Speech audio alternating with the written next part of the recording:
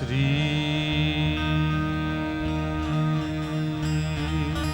गणेशाय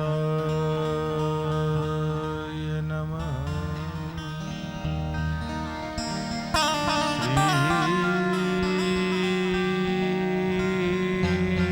अंबिकाय नमः। श्री महाकाल्यै नमः। श्री महालक्ष्म्यै नमः। श्री महासरस्वत्यै नमः।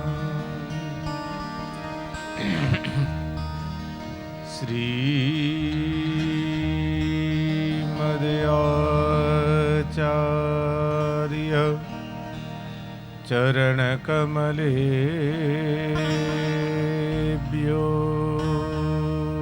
नमः। वक्रतुण्ड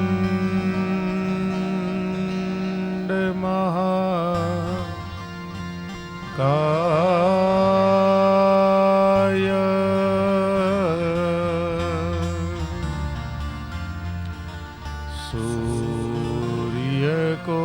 सूर्यकोटि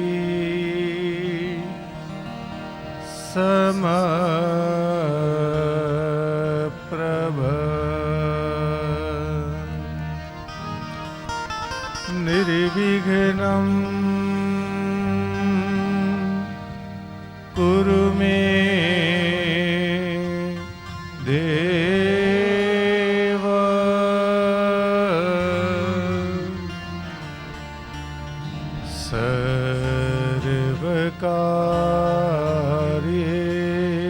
सर्वकार्येषु सर्वदा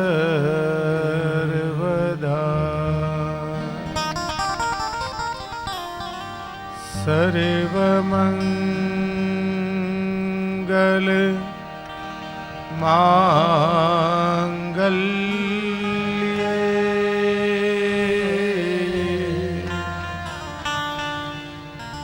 शिवे सर्वार्थ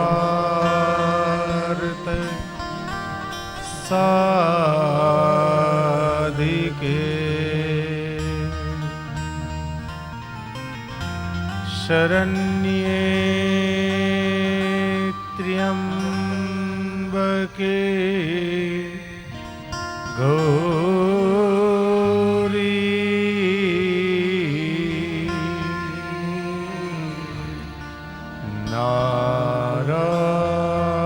नारायणी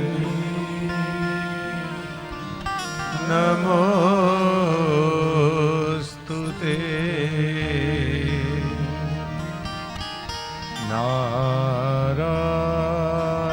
नारायणी नमोस्तुते।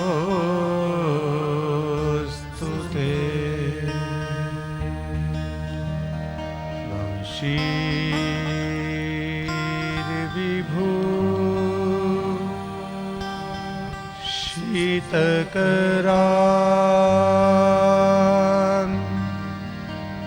नवनीरदाम्बा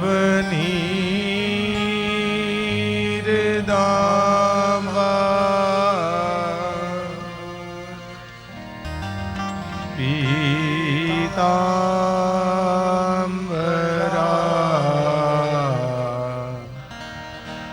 दरुणबीं बफलां दरोष्ठ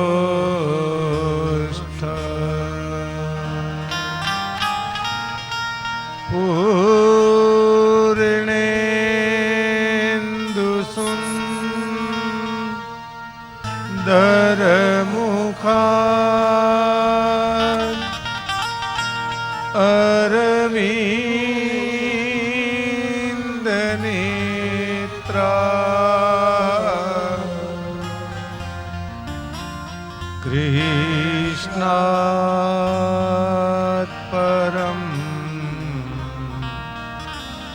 किमपि त्वमहं न जाने।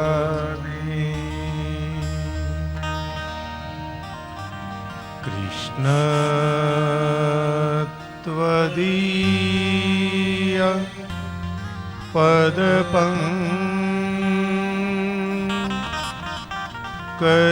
पञ्जरान्ते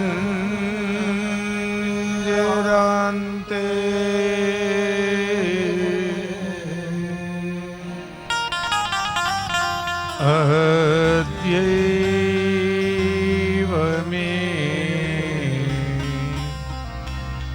विशतु मां न सराज।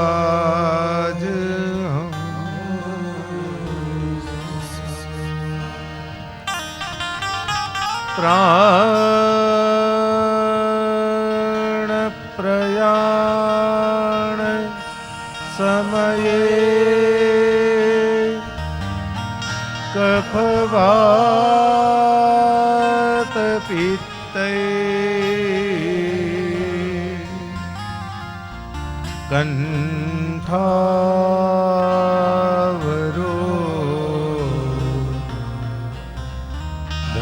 धनविधौ स्मरणं कुतस्ते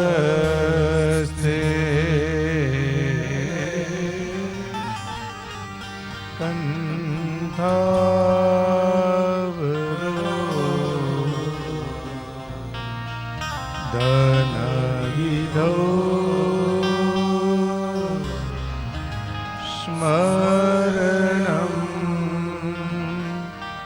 कुतस्ते।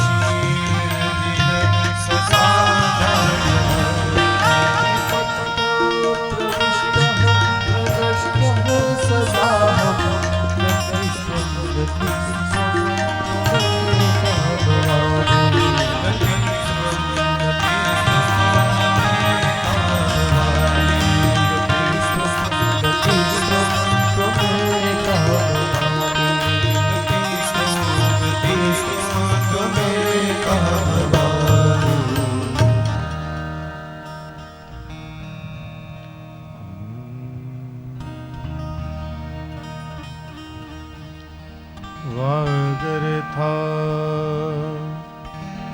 विवशं पृक्तौ वागर्था प्रतिपत्तये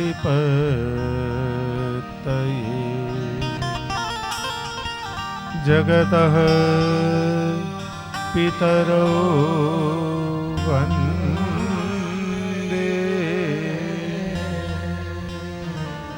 पार्वती परमेश्वर।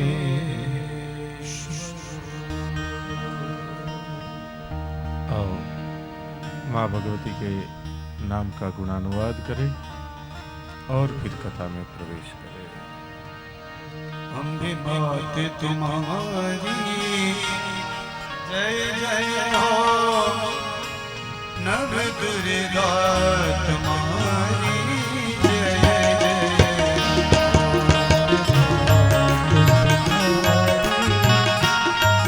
हो, नव दुर्गा तुम्हारी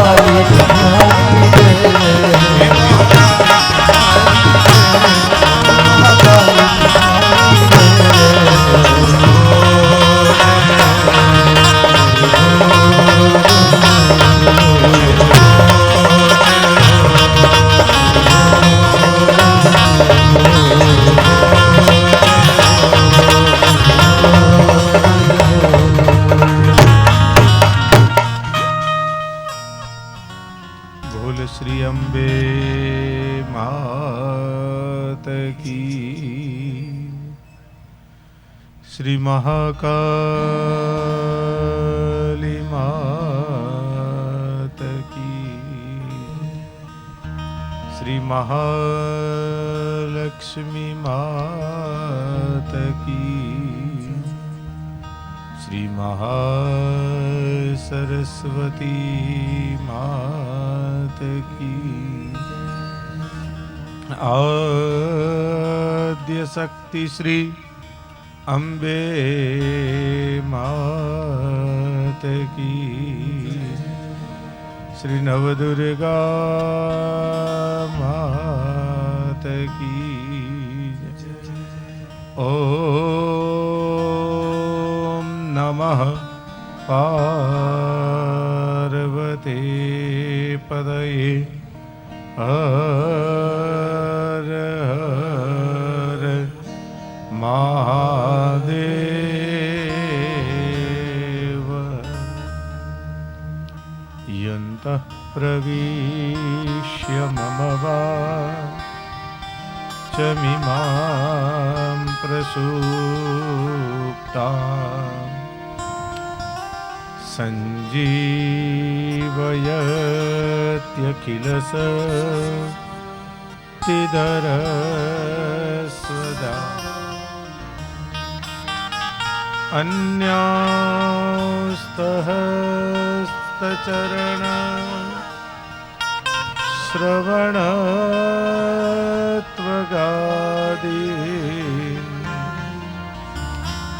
प्राणान् भगवते पुरुषाय तु। आइए माँ भगवती जगदम्बिका जगत जननी दुखहारिणी सुखकारिणी तपसा ज्वलंती वैरोचनी कालरात्रि ब्रह्मस्तुता वैष्णवी स्कंद माता सरस्वती दक्ष दुहितरा ऐसी माँ भगवती नवदुर्गा माता के चरणों में प्रणाम करते हुए माँ भगवती की दिव्य लीलाओं का वर्णन, माँ भगवती का एक स्वरूप है जिसका नाम है नाम स्वरूप। माँ भगवती का वांग्मय स्वरूप, जिनकी हम हमारे कर्णेंद्रिय द्वारा कानों के द्वारा कथा सुनते हुए माँ भगवती की वांग्मय स्वरूप की सेवा करें।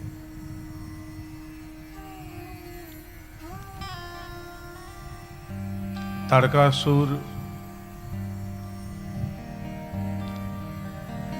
ब्रह्मा जी के वरदान से जब पुष्ट हुआ, मनुष्य लोक के ऊपर विजय पाया,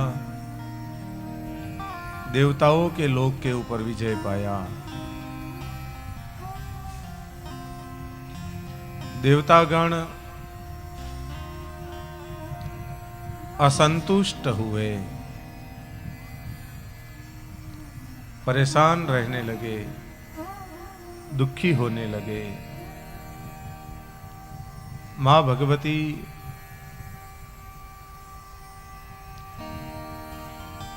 जो आद्य शक्ति है माँ अम्बा, उनकी स्तुति करते हुए, उनकी प्रार्थना करते हुए, तामग्निवर्णाम तपसाम ज्वलंतीम वैरोचनीम कर्म फलेषु जुष्टाम दुर्गां देवीं शरणं अहं प्रपद्ये सुतरसि तस्मै नमः। हे माँ भगवती ताम अग्निवर्णाम, माँ भगवती कैसे हैं, उनका स्वरूप कैसा है? माँ भगवती का स्वरूप कैसा है? अग्निवर्णाम, मतलब इतनी गोरी है, इतनी तेजस्वी है कि अग्नि का जैसा कलर है वैसे माँ भगवती का स्वरूप है, वैसा उनका कलर है, उनका चेहरा है। अग्निवर्णाम ज्वलंतीम,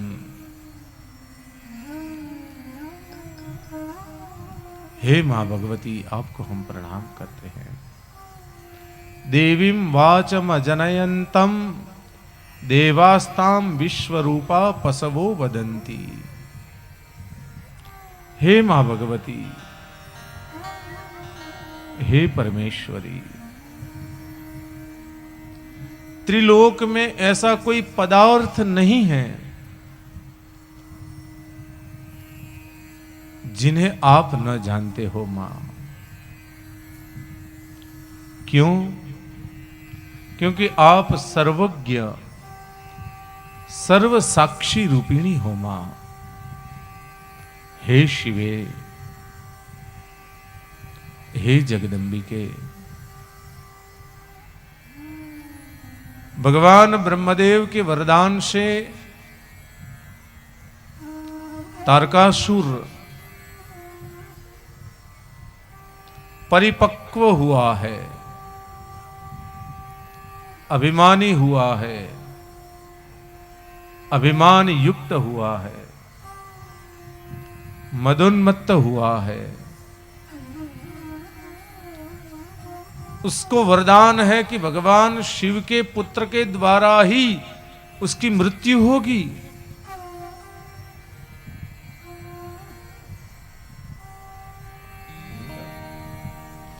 भगवान शिव जी के पुत्र के द्वारा ही उसकी मृत्यु होगी। तो हे मां, अभी भगवान शिव जी विधुर जीवन जी रहे हैं, शोक मग्न है, कैलाश में भगवान ध्यानस्थ बैठे हुए हैं। हम अल्प बुद्धि वाले आप जैसे सर्व ज्ञान संपन्ना ऐसे हे अंबिका, आपको हम क्या कहें। हम इसलिए मां भगवती आपके पास आए हैं, आपके चरणों में आकर मां हम दृढ़ भक्ति मांग रहे हैं। हमारे शरीर की रक्षा के लिए हमारी यही प्रार्थना है मां कि आप कृपा करो,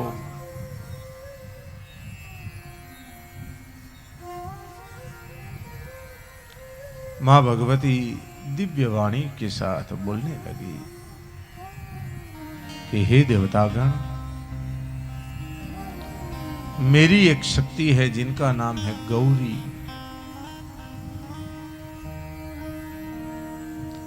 वह हिमालय के यहां पर प्रकट होगी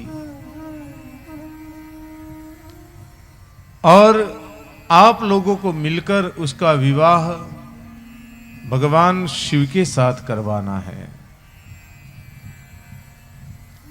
और उसके बाद आपका कार्य सिद्ध होगा।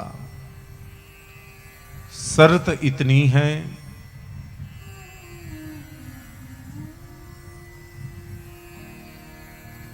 कि गौरी के चरणों की आपको भक्ति करनी होगी, गौरी के चरणों की आपको सेवा करनी होगी। हिमालय की भी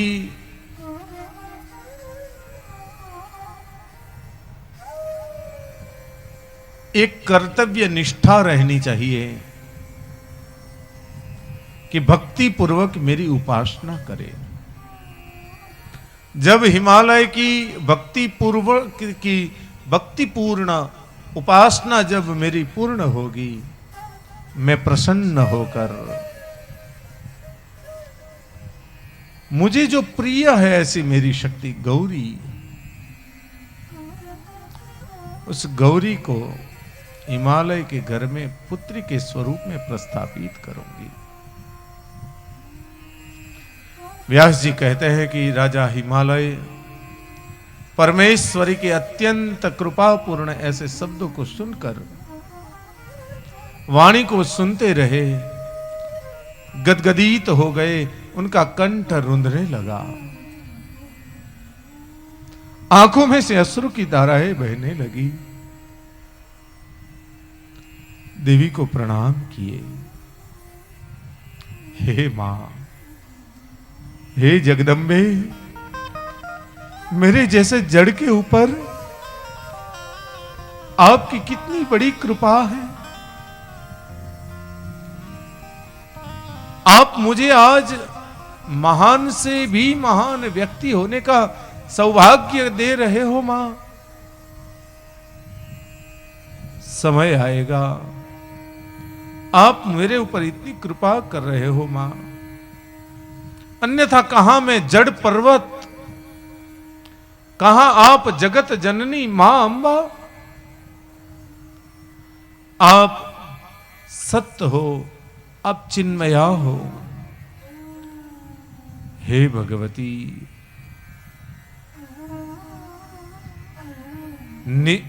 सैकड़ों अश्वमेध यज्ञ करने के बाद भी और अनेक प्रकार के ध्यान के बाद भी मैं आपका पिता बन सकूं, वो संभव नहीं है। फिर भी हे मां, आपकी अहेतु की कृपा, कोई भी कारण बिना की कृपा आज आपकी मुझ जड़ पर्वत पर पड़ी है कि मेरा यश पूरे जगत में फैलेगा। कैसा यश कि मां भगवती के पिता हिमालय है। लोग ऐसा कहेंगे कि जगदम्बा जो है वो हिमालय की पुत्री है। सही में मैं बहुत भाग्यशाली हूं, जिनके उदर में करोड़ों ब्रह्मांड हैं, जिनके उदर में करोड़ों ब्रह्मांड है, जो स्वयं हिरण्यगर्भा है। ऐसे हिमालय की पुत्री बनने के लिए मां आप प्रकट होने वाले हो। स्वयं हिरण्यगर्भा, स्वयं जगत को गर्भ में धारण करने वाली मां, मुझ अबूद जड़ अचैतन ऐसे पर्वत के यहां पर पुत्र के स्वरूप में जन्म ले, तो इससे बड़ा कोई सौभाग्य हो सकता है?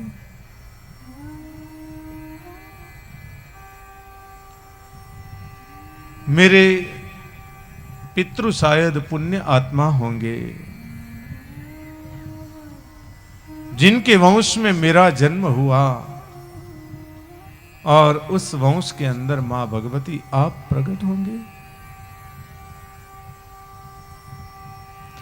मेरे पितरों को रहने के लिए हे मां भगवती ऐसा कौन सा स्थान उत्कृष्ट किया होगा, जिस तरह से आप आज गौरी के स्वरूप में मेरे यहां पर पधारने वाले हो। मुझे गौरी के पिता बनने का सुअवसर दिया है।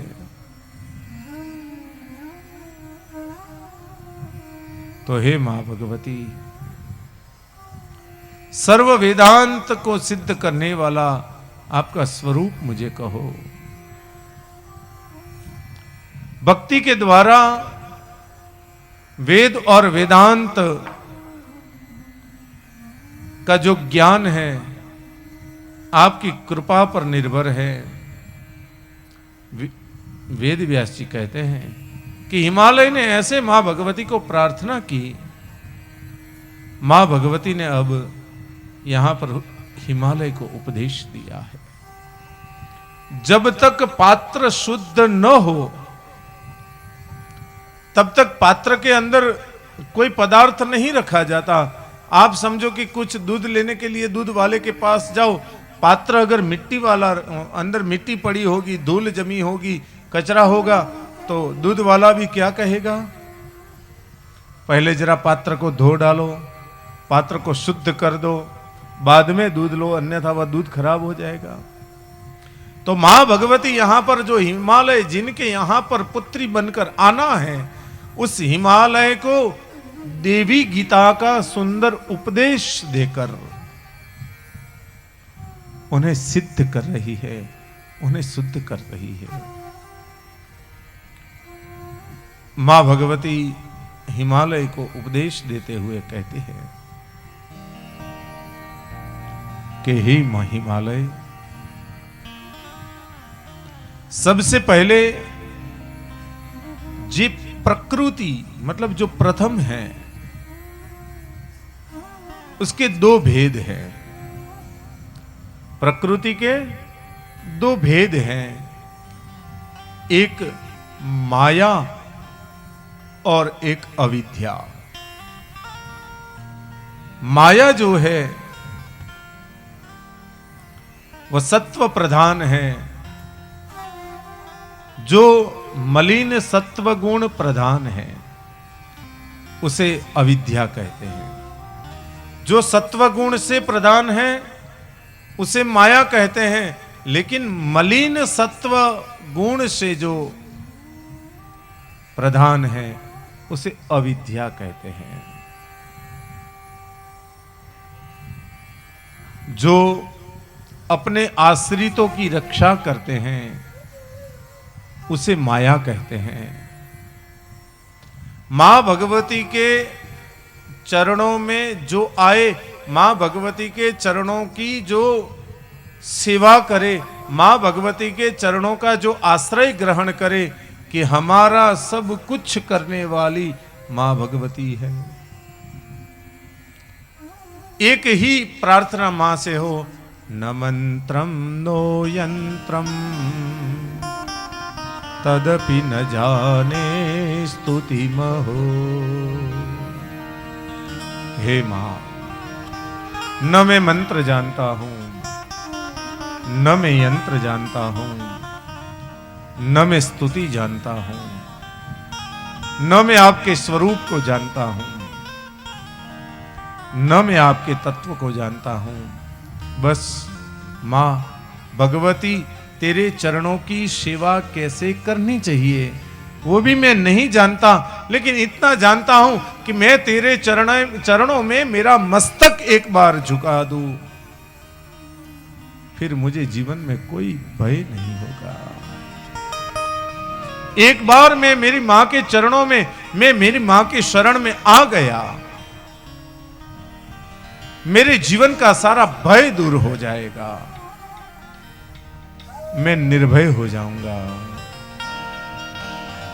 बस एक बार आ जा अम्बे मात की शरण में, बस एक बार आ जा अम्बे मात की शरण में, बस एक बार आ जा अम्बे मात की शरण में, एक बार आ जा अम्बे मात की शरण में।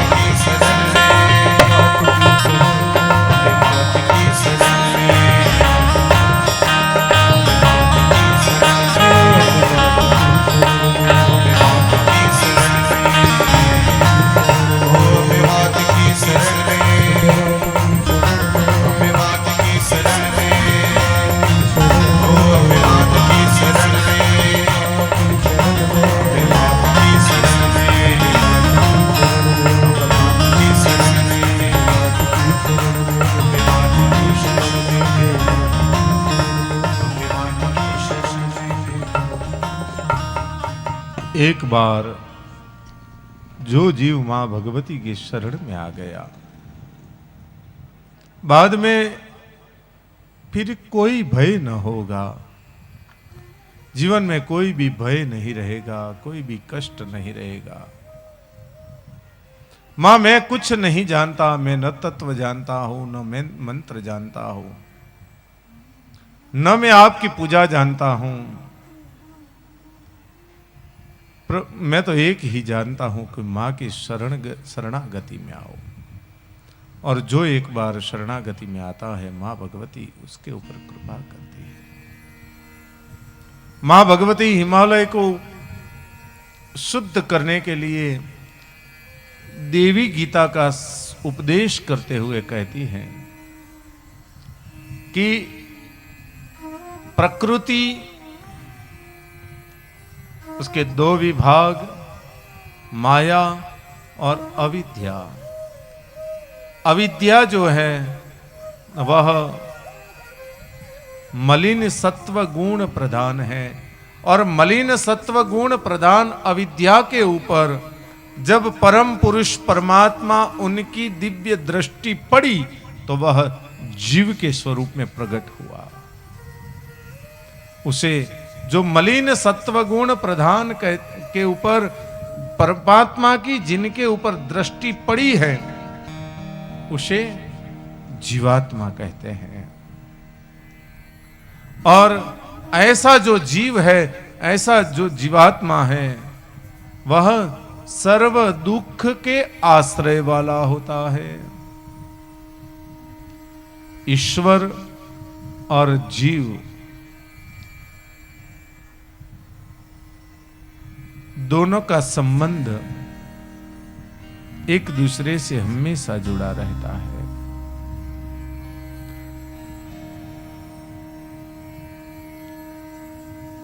सूक्ष्म देह, सूत्र और स्थूल देह, ऐसे दो प्रकार के देह बताए। जो आत्मा है उसे सूक्ष्म देह कहते हैं, और आत्मा जिसको धारण करता है उस शरीर को स्थूल देह कहते हैं। सबसे पहले मां भगवती ने हिमालय राजा को अपना विराट स्वरूप दर्शन करवाया। उनके साथ वहां पर जो जो देव खड़े थे उन सभी देवताओं को मां भगवती ने अपना विराट स्वरूप दर्शन करवाया। बाद में पुनः सौम्य स्वरूप में मां भगवती प्रकट हुई और हिमालय को उपदेश करना शुरू किया। मां भगवती कहती है कि हे हिमालय, मेरी माया शक्ति ने अखिल जगत की रचना की है।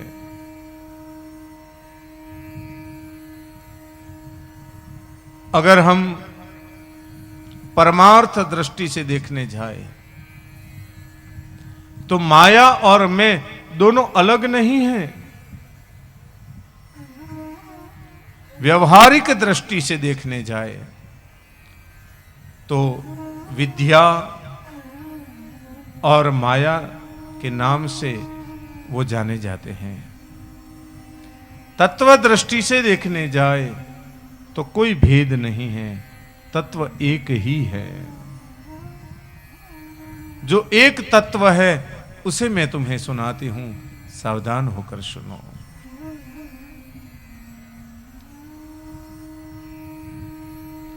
समस्त जगत को उत्पन्न करके मेरे मूल स्वरूप में मैं सर्वथा लीन हो जाती हूं। हे हिमालय,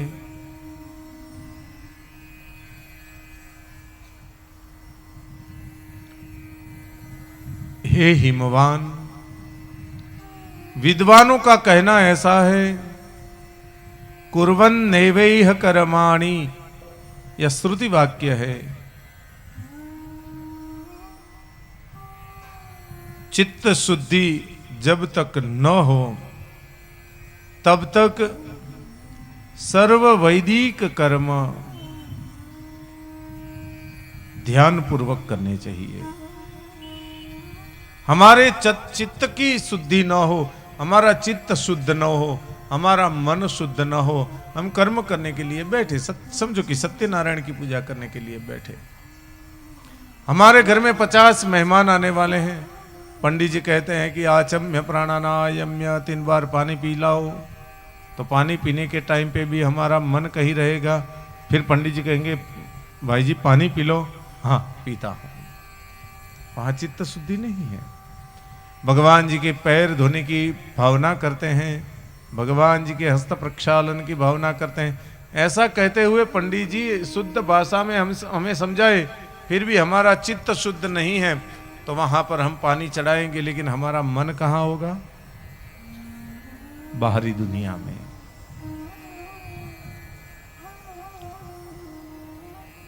कोई भी कार्य, वैदिक कार्य जब करने के लिए बैठे तो वैदिक कार्य का फल तभी मिलता है जब आपके चित्त की शुद्धि हो।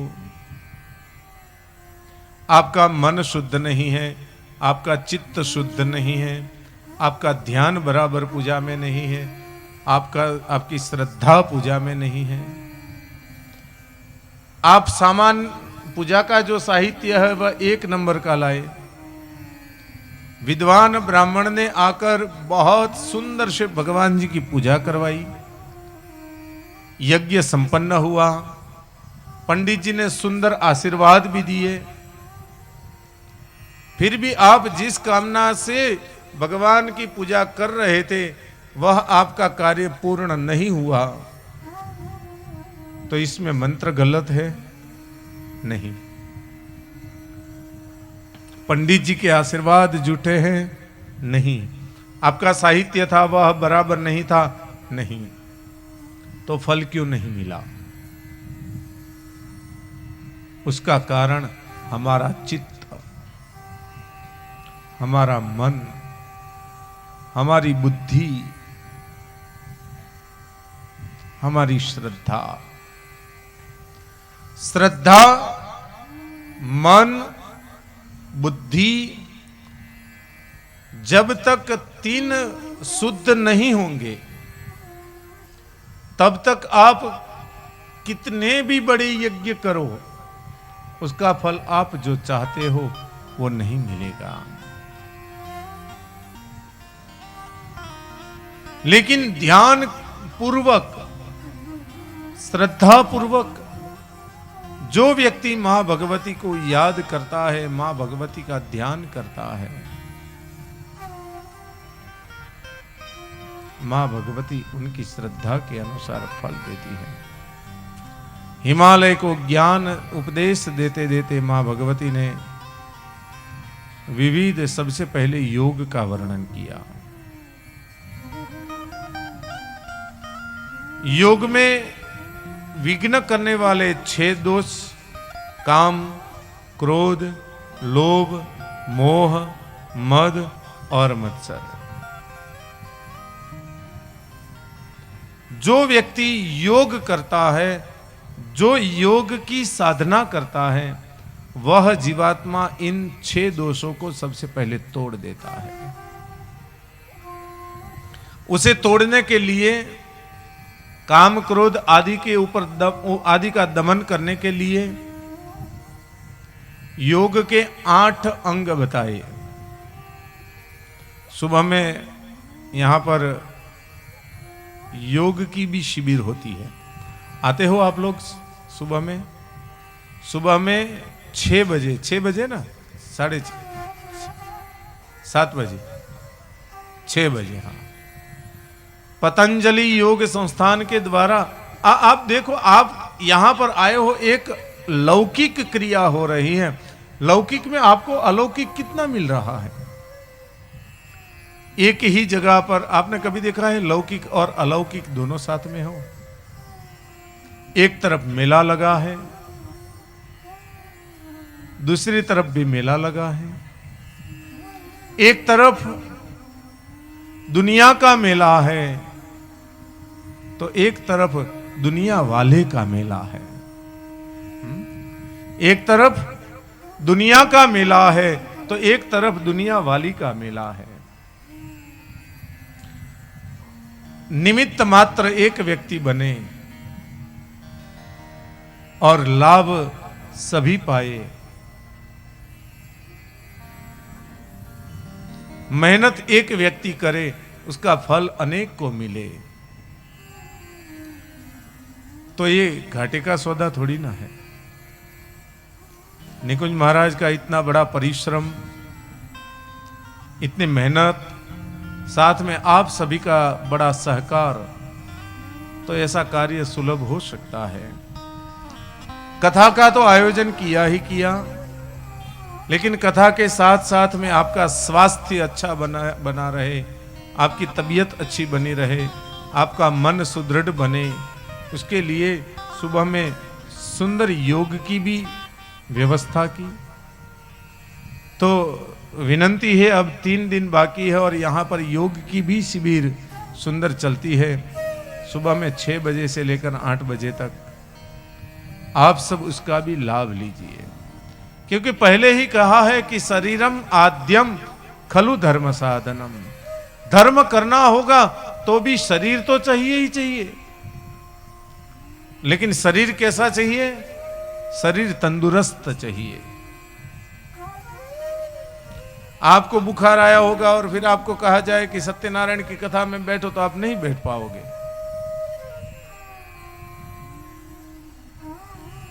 तो योग बताया, योग के 8 अंग बताए। वो योग वाले तो बताते ही होंगे जहां योगा करवाते हैं।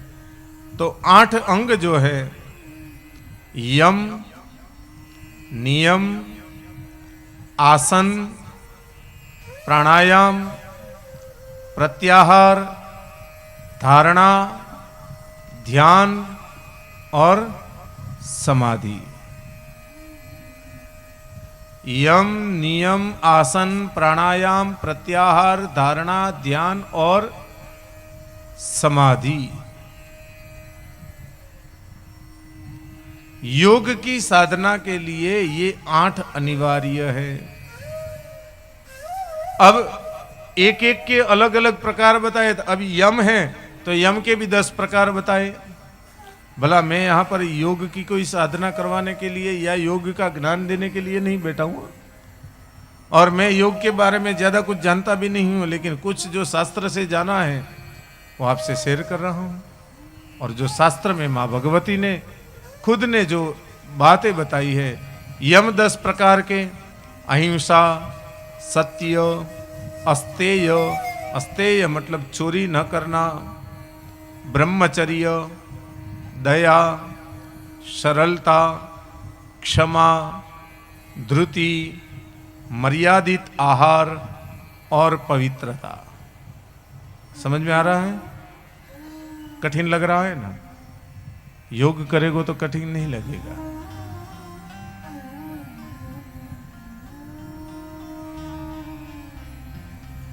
नियम भी 10 प्रकार के। जानना है कि फिर जाने दो ये सब? हाँ, यम, नियम, आसन, प्राणायाम, प्रत्याहार योग गुरु जी है, उनसे ज्यादा वो तो जानते ही है और आपको सुबह में बताते भी होंगे। यम है तो यम के 10 प्रकार बताए, अहिंसा, सत्य, अस्तेय मतलब चोरी न करना, ये सब नियम है। ब्रह्मचर्य, दया, सरलता, क्षमा, धृति, मर्यादित आहार और पवित्रता। यम का एक अर्थ है शरीर के ऊपर नियंत्रण, नियंत्रण करने के लिए, और शरीर से ज्यादा आपके मन के ऊपर नियंत्रण, आपकी बुद्धि के ऊपर नियंत्रण। यम का एक अर्थ है पकड़ के रखना, स्थिर करना। तो मन को स्थिर करने के लिए क्या क्या करना चाहिए? तो ये 10 प्रकार बताए।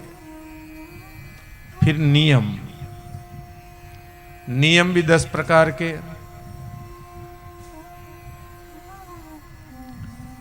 तप, संतोष, आस्तिकता, दान, देवताओं का पूजन, शास्त्रोक्त सिद्धांतों का श्रवण, लज्जा, सद्बुद्धि, जप और होम। जीवन में नियम होने चाहिए और जो व्यक्ति नियम लेता है उसका फल पाता है और पाता है। एक व्यक्ति गुरुजी के पास आया और गुरुजी से कहा कि गुरुजी मुझे कोई नियम दीजिए। गुरुजी ने कहा कि भला मैं तुझे नियम दूं, उससे अच्छा है कि तुझे जो सरल पड़े ऐसा तो कोई नियम ले ले। वो व्यक्ति सोचने लगा कि खाने का तो मैं नियम नहीं ले सकता कि मैं खाऊंगा नहीं पीऊंगा, मैं कहीं जाने का नियम नहीं ले सकता, कोई व्रत का नियम नहीं ले सकता। उसको याद आया कि मेरे सामने के घर में एक कुंभार रहता है। गुरुजी से कहा कि गुरुजी मैं नियम लेता हूं कि हर रोज गड्ढे का दर्शन करने के बाद ही पानी पीऊंगा। हाँ, नियम क्या लिया? हर रोज जब तक मुझे गड्ढा नहीं दिखेगा तब तक मैं पानी नहीं पीऊंगा। उसे मालूम है कि मेरे सामने कुंभार रहता है तो बहुत सारे गड्ढे हैं, उठकर जैसे ब्रश करने निकलता हूं सामने वो खड़े ही होते हैं। गुरुजी ने कहा ठीक है, ये नियम भी ले ले, नियम होना चाहिए। नियम ले लिया गड्ढे का दर्शन करने का।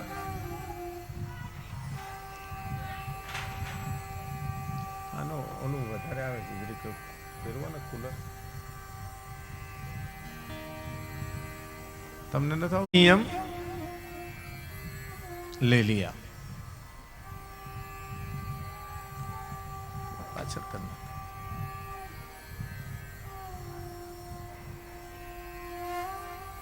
जब तक गड्ढा ना दिखे तब तक मैं पानी नहीं पीऊंगा। बंद ना कर दो। अब हर रोज उठने लगा, ब्रश करते करते देख लेता, हाँ गड्ढा है, दिख रहा है, ठीक है चलो काम हो गया। एक दिन ऐसा हुआ कि सुबह में जल्दी जल्दी उसे उठने में थोड़ी देर हो गई और सुबह में जल्दी जल्दी कुंभार जो था वह मिट्टी लेने के लिए सारे गद्धों को लेकर जंगल की ओर निकल पड़ा। महाशय उठे, देखा तो गधे नहीं दिख रहे। अब नियम ले लिया है, पानी नहीं पीना है। तो जिस तरफ वह कुंभार गया हुआ था, उसके पीछे पीछे वह महाशय उस गड्ढे को देखने के लिए निकल पड़े। चलते चलते चलते एक टेकरी के नीचे वह कुंभार था, वह मिट्टी खोद रहा था, और खोदते खोदते मिट्टी के अंदर से वो खड्डा खोदते खोदते उसमें से एक चरु निकला। चरु में बहुत सारी सुवर्ण मुद्राएं भरी हुई थी, असरफियां भरी हुई थी। वो देखने लगा कुंभार की आजू बाजू में कोई देख तो नहीं रहा है, इतना सारा धन मिला है। वो आनंदित हो गया।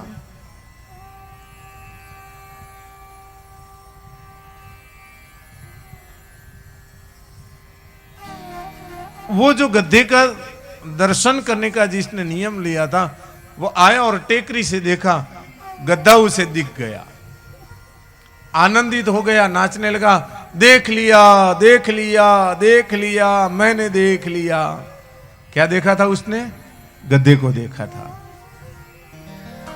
कुंभार ने सोचा कि मुझे ये सुवर्ण असरफियां मिली हैं, वो उसने देख लिया है। देख लिया करके वो भागते हुए अपने घर की ओर निकला। कुंभार उसके पीछे पीछे भागते हुए आया, और वो भाई तो अभी नहाने के लिए चले गए थे। उनके पास घर आए, दरवाजा खटखटाया, और जब बाहर निकले तो कहा कि किसी से कहना मत, देख लिया, मैं तुझे आधा दे देता हूं। अब उसने एक गड्ढे को हर रोज देखने का नियम मिल लिया, तो उसको बिना मेहनत के असरफिया मिल गई। तो जो व्यक्ति एक नियम जीवन में रखता है तो उसे क्या फायदा नहीं होगा।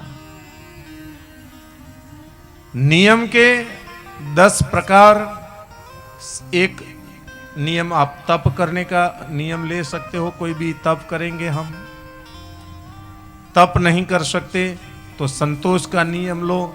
जो भी मिलता है उसमें हम संतोष रहेंगे। आस्तिकता, कोई भी एक स्वरूप में आप श्रद्धा रखो, आप आस्तिक बनो। दान का नियम, देवताओं का पूजन करने का नियम, शास्त्र के सिद्धांतों का श्रवण करना, यह भी एक नियम हो सकता है। लज्जा रखना, मर्यादा रखना, अपने हमसे जो बड़े हैं उनकी मर्यादा रखना, वो भी एक नियम है। सद्बुद्धि, अच्छे विचार करना, ये एक नियम है। नित्य जाप करना, ये नियम है। नित्य हवन करना, ये नियम है।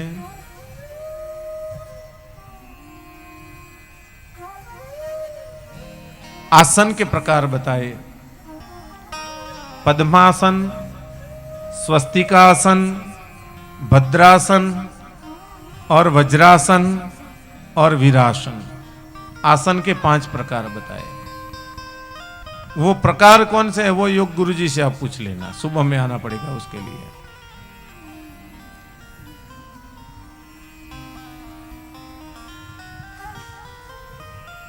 आसन बताए।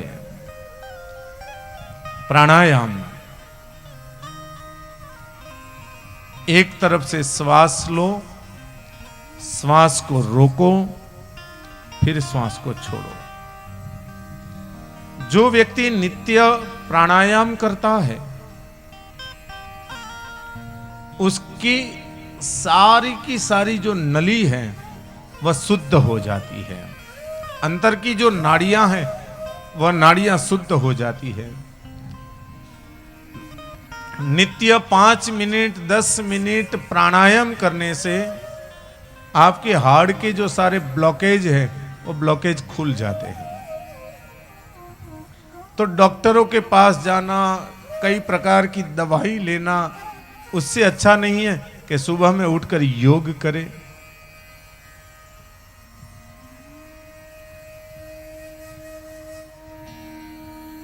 अगर आप प्राणायाम आपको नहीं आता है, आप प्राणायाम नहीं कर सकते हो, तो सीधा एक प्राणायाम बता दूं आपको। सुबह में उठे, कमर को सीधी करें, एक उंगली और अंगूठा दोनों को साथ में जोड़े, ऐसे हाथ रखें। उंगली जो है वह जीव है, अंगूठा जो है वह शिव है। जीव और शिव दोनों को एक करें, सीधे बैठ जाए और कुछ नहीं करना है, एक ही मंत्र का उच्चारण करना है।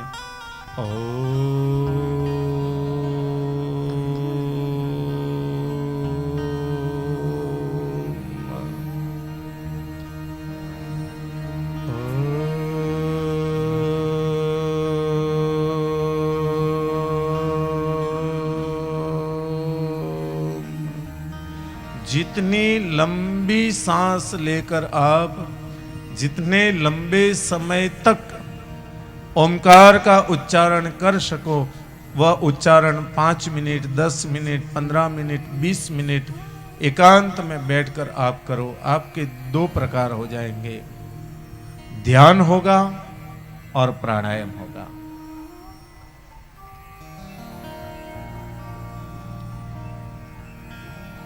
योगियों को 16 बार प्रणव का उच्चारण करते हुए बाएं नाक से श्वास लेकर दोनों नाक को बंद करके 32 बार ओमकार का जप करना है और दाएं नाक से फिर 16 बार ओमकार का जाप करते हुए श्वास को बाहर निकालना है।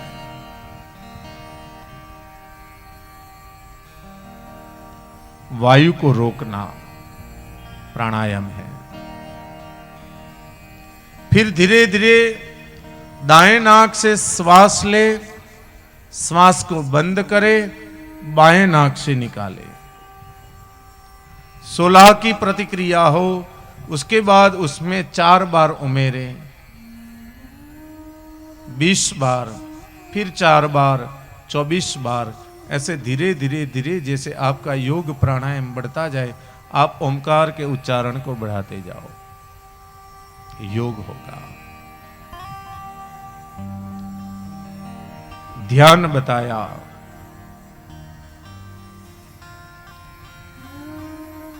जप और ध्यान दोनों एक है। ध्यान में सबसे पहले आंख बंद करनी है, मन को एकदम शांत कर लेना है, सारे मन के विचारों को बाहर निकाल दें, केवल प्रकृति और हम दो ही हैं। सबसे पहले प्रकृति को याद करें। आंख बंद करते हुए आपके नेत्र के सामने एक कृष्ण वर्ण प्रतिबिंब दिखेगा, उसको याद करते हुए आंखें बंद करके फिर जिन तत्व का आप ध्यान करोगे, उस प्रतिबिंब के अंदर रक्त वर्ण, और रक्त वर्ण के मध्य में से बराबर मां भगवती की आप चिंतना कर रहे हो, तो मां भगवती का प्रागट्य आपको दिखाई देगा। उसे याद करो।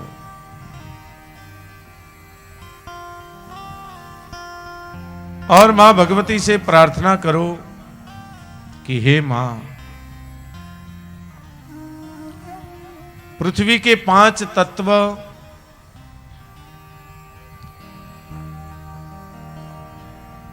उन तत्वों को याद करो,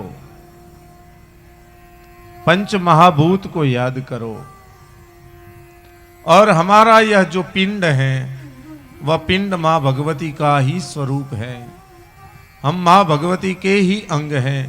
ऐसे ध्यान करते हुए उनमें लीन हो जाओ, सब दुनिया भूल जाओगे। परम तत्व को पाने का एकमात्र साधन है। जिनकी याद शक्ति नहीं होती है, उनकी याद शक्ति को बढ़ाने का भी एक ही तत्व है,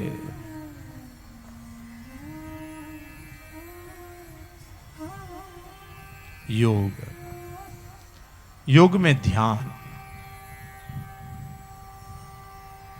कोई मंत्र न जानते हो तो भी ध्यान करो, ध्यान से वह तत्व सिद्ध होता है, तत्व शुद्ध होता है, देह शुद्ध होता है।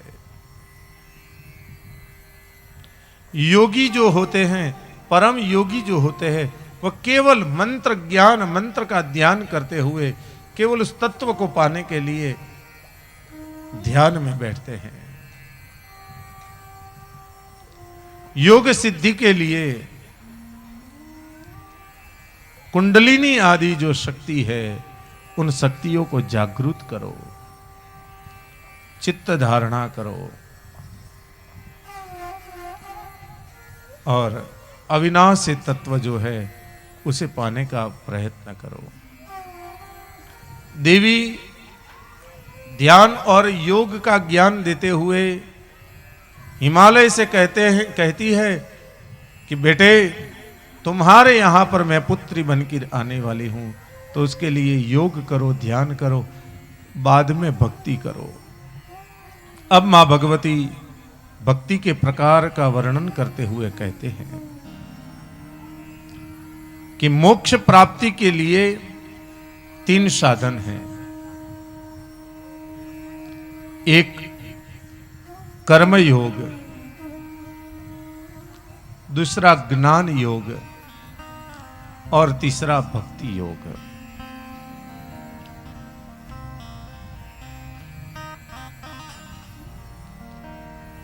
कर्म योग में क्रिया प्रधान है कि लोगों की सेवा करना, मंदिरों में जाना, गरीबों को दान देना, शरीर से किसी की सेवा करना कर्म योग है। कर्म नहीं करते हो तो सद्शास्त्रों का पठन करना, अध्ययन करना, वो दूसरा योग है, ज्ञान योग। और तीसरा, मां भगवती के जिस स्वरूप को आप मानते हो उस स्वरूप की सेवा करना, स्वरूप सेवा, वह भक्ति योग है। मुक्ति और भक्ति दोनों में थोड़ा फर्क है। मां भगवती ऐसा कहती है, कोई जीवात्मा आकर मुझे ऐसा कहे कि मां मुझे मुक्ति चाहिए, मैं तुरंत मुक्ति दे देती हूं। लेकिन कोई व्यक्ति ऐसा कहे कि मुझे भक्ति चाहिए, तो भक्ति जल्दी नहीं देती हूं। मुक्ति में तो एक बार जीवात्मा ने प्रार्थना कर दी कि मां भगवती, मैं इस लोक से, इस संसार से अब मैं थक गया हूं। पुनरपि जननम पुनरपि मरणम पुनरपि जननी जठरे शयनम, जन्म लेना, मरना, फिर मां के गर्भ में आना, फिर जन्म लेना, फिर मरना, ये चक्कर से मैं घूमते घूमते मां थक गया हूं, मुझे मुक्ति दे दो। मां कहती है कि तुझे इस चक्कर से निकाल के उठाया और मेरे लोक में, मेरे धाम में तुझे बिठा दिया, काम खत्म। मुक्ति में मां आगे है, भक्त पीछे हैं, जबकि भक्ति में भक्त आगे है, मां पीछे है। भक्ति करने वाले जीवात्मा के पीछे, मां को पीछे पीछे, जैसे कि हमारे कई संत हुए। नरसिंह मेहता हुए, नरसिंह मेहता ने कह दिया कि मेरी बेटी के घर के अंदर प्रसंग है और उनके यहां जो जो ले जाना है, भगवान ने चिट्ठी रख दी, भगवान के सामने चिट्ठी रख दी। अब नरसिंह मेहता फ्री, काम भगवान का है।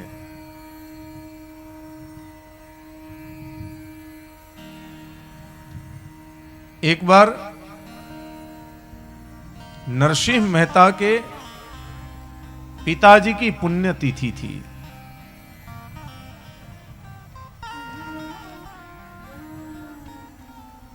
उनके बड़े भाई ने कहा कि मेरे घर में हम श्राद्ध करेंगे।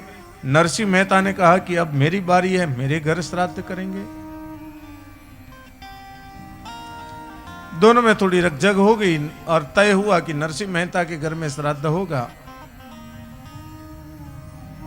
भाई ने सभी ब्राह्मणों को, गांव वाले, पूरी नागर समाज, उनको इकट्ठा किया और कहा कि आज तो हम नरसिंह के घर में खाना खाने जाना ही है।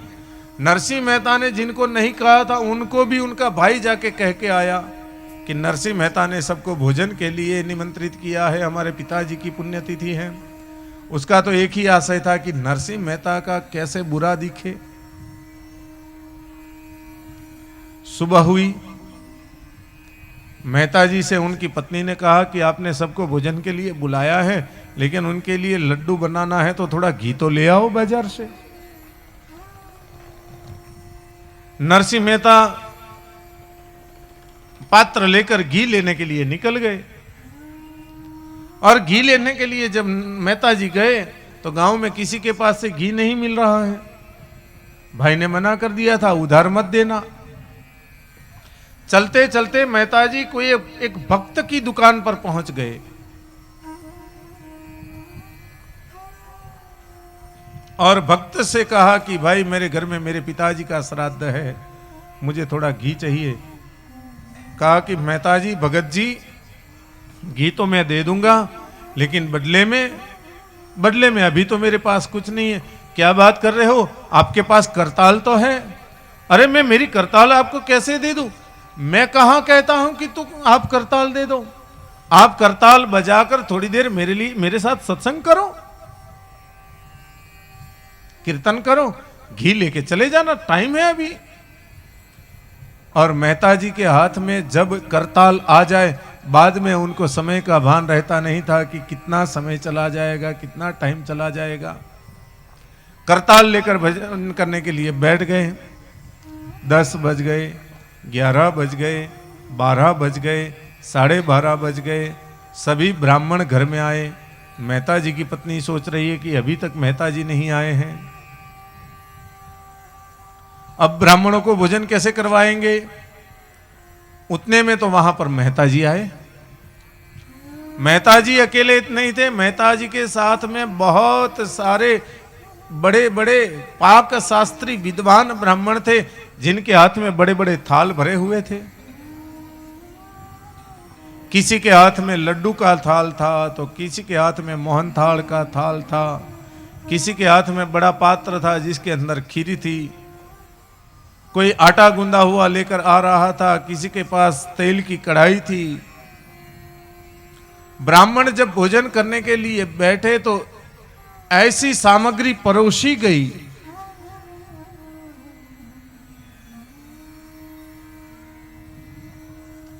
आज तक नागर समाज में किसी के घर ऐसा भोजन पाया नहीं होगा।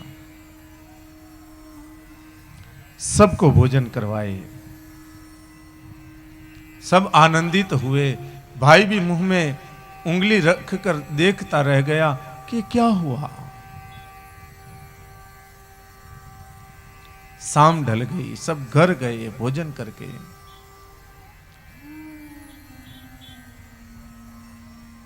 मेहता जी की पत्नी घर में बैठी हुई है। मेहता जी मैं आ रहा हूं करके निकल गए। थोड़ी देर के बाद भजन करते हुए नरसिंह मेहता जी करताल अचानक से रुकी। अरे कितना क्या हुआ समय, लाओ जल्दी घी लेके जाना है। मेहता जी घी का पात्र लेकर घर में आए। पत्नी से कहने लगे कि अरे अरे थोड़ी देर हो गई, लेकिन जल्दी जल्दी रसोई तैयार करो। पत्नी कहने लगी कि आप क्या बात कर रहे हो, सुबह में तो आप इतने सारे व्यंजन लेकर आए थे, इतने सारे पकवान लेकर आए थे, बहुत बढ़िया से ब्राह्मणों को भोजन करवाया, साथ में सुवर्ण मुद्रा का दान भी दिया आपने। मेहता जी कहते हैं कि ये क्या है। वो मेहता जी नहीं थे, वो भगवान द्वारिकाधीश थे, जो स्वयं मेहता जी बनकर मेहता जी के घर में उनके पिताजी का श्राद्ध करने आए थे। ये भक्ति है कि भक्ति के अंदर मेहता जी ने हाथ में करताल ले ली, उनके पिताजी का श्राद्ध है तो श्राद्ध पूर्ण करने की जिम्मेदारी भगवान की बनती है, लेकिन श्रद्धा होनी चाहिए।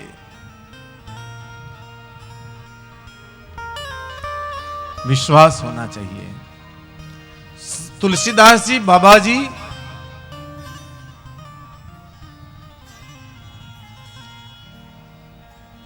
उनके राम के प्रति की श्रद्धा, कोई भी व्यक्ति कितना भी बीमार हो और उनके घर में आए, एक बार श्री राम ऐसा करके हाथ घुमा दे, बड़ी से बड़ी सी बीमारी दूर हो जाती थी।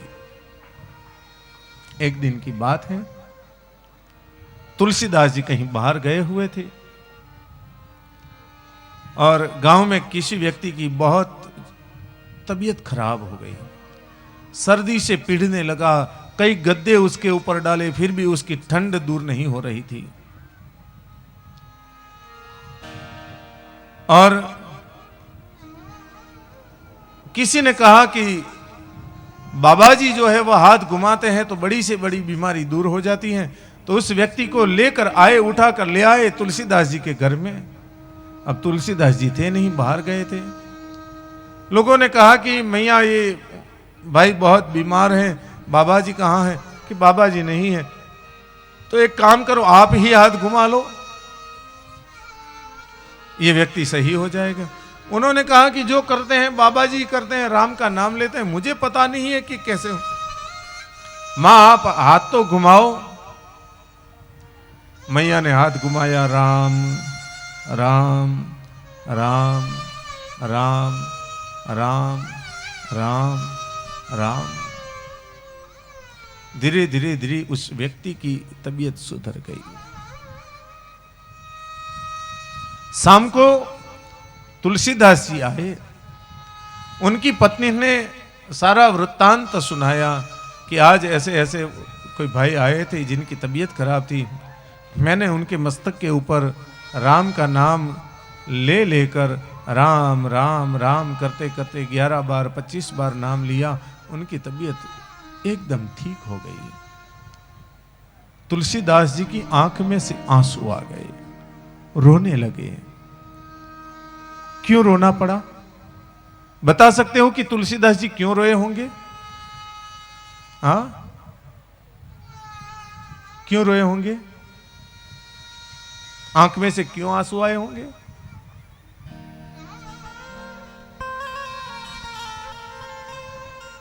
बता दूं क्यों रोए?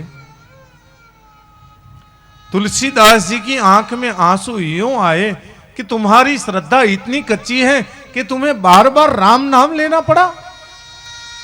अगर तुम्हारी श्रद्धा पक्की होती और एक बार राम नाम लेकर हाथ घुमा लेते, वो व्यक्ति बीमार हो जाता, मेरे राम को इतनी बार परेशान करना पड़ा।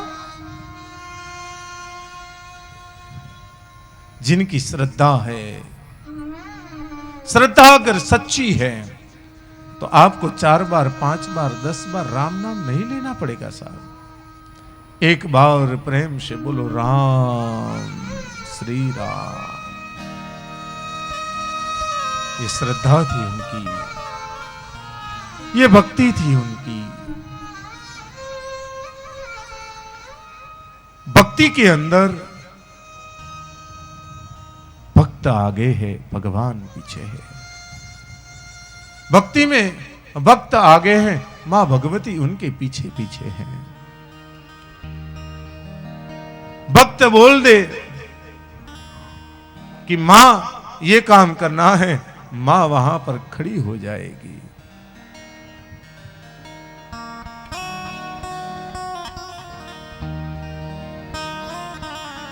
भक्त की इच्छाओं को पूर्ण कर देगी मां।